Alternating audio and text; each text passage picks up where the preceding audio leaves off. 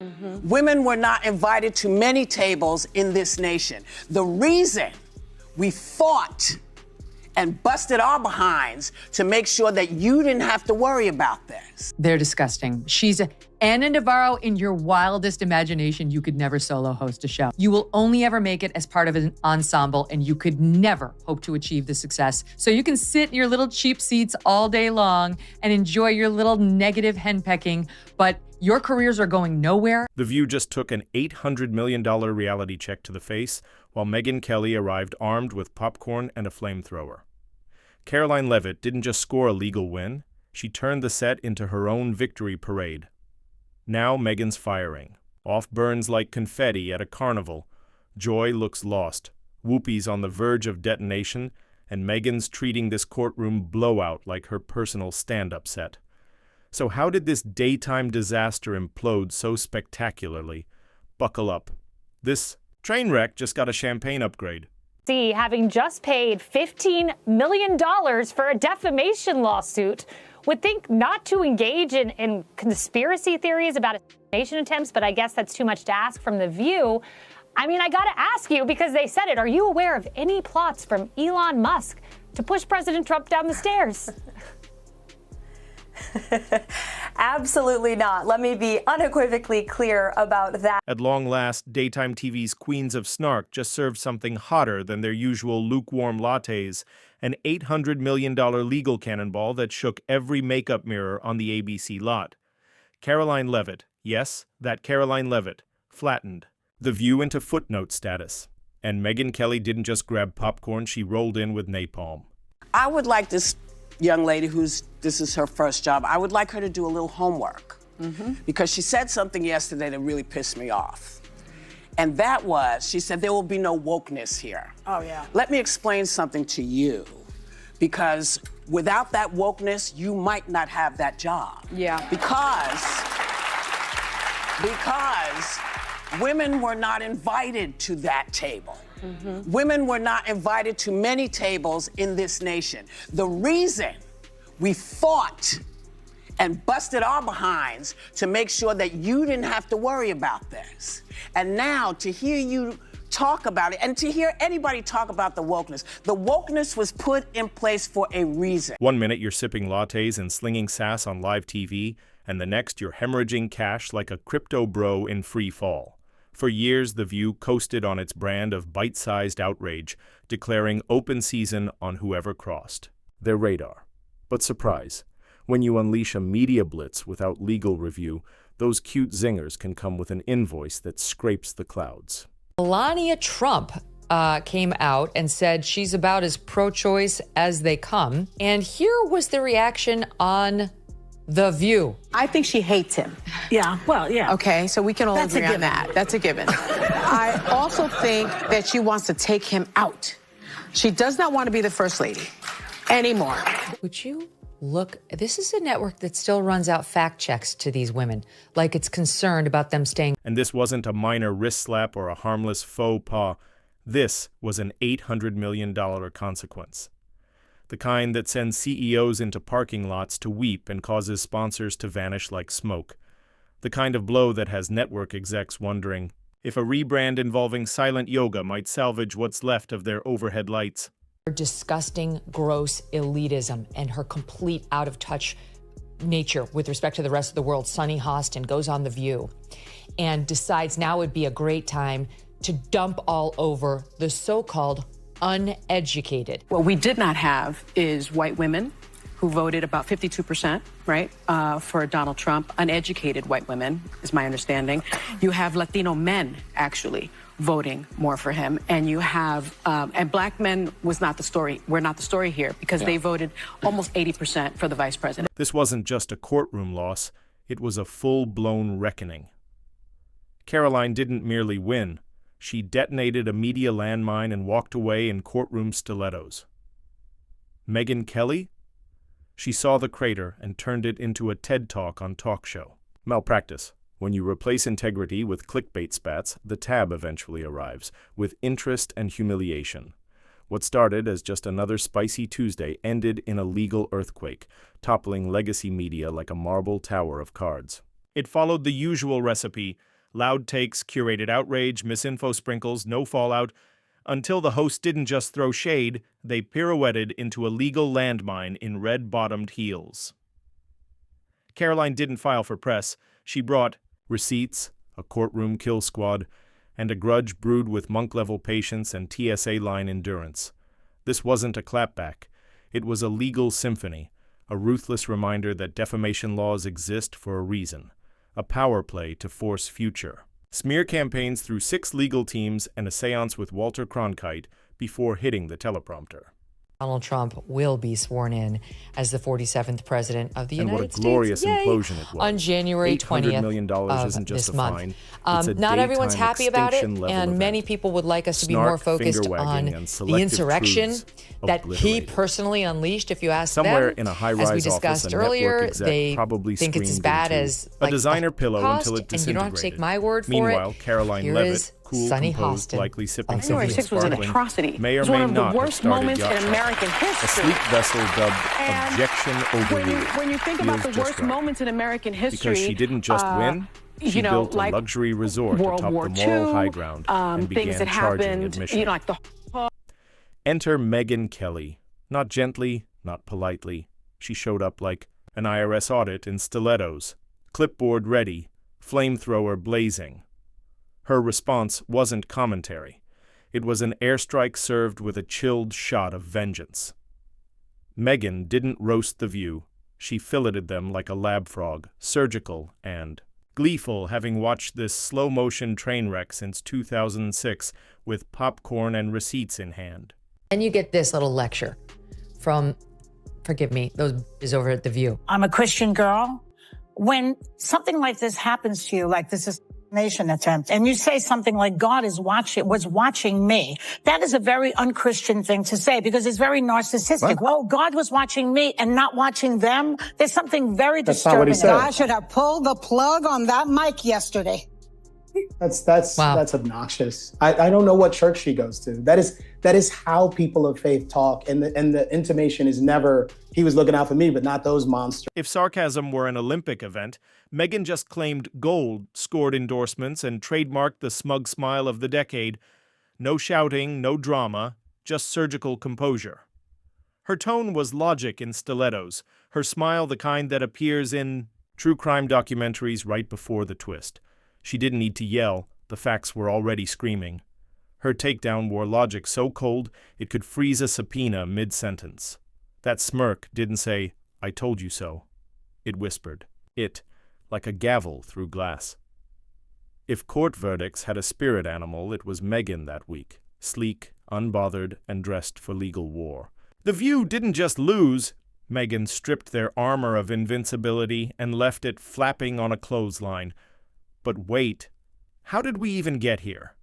How did a political grenade barely out of her 20s level a daytime juggernaut with legal precision? Easy. She played chess while The View played talk show dodgeball. Their favorite game, dogpile on the latest conservative, forgot one thing: rules. And violations come with receipts. Whoopi Goldberg was angry when Alyssa pointed out that Trump went to the funeral of Officer Diller. Yes. On Long Island, and Joe Biden went to a podcast. Look at Whoopi Goldberg's reaction. Choose what you like there, but for Republicans, it was good imagery. Really? One day later, yes. And I'm asking that because I was so offended because you know who showed up. Leavitt's legal team didn't just toss a suit and hope. It showed up with an arsenal of defamation statutes, libel codes, and a receipt mountain large enough for a Netflix docuseries. Discovery was their playground. Emails, segment scripts, internal memos casually admitting the spin for ratings strategy. Ding, ding, ding, hello jackpot. Here's the delicious part. When you beam baseless accusations to millions and ignore facts, courts don't wave it off as entertainment. They start calculating. Reputational damage? Check. Career sabotage? Check. Malice? Oh yes, double scoop.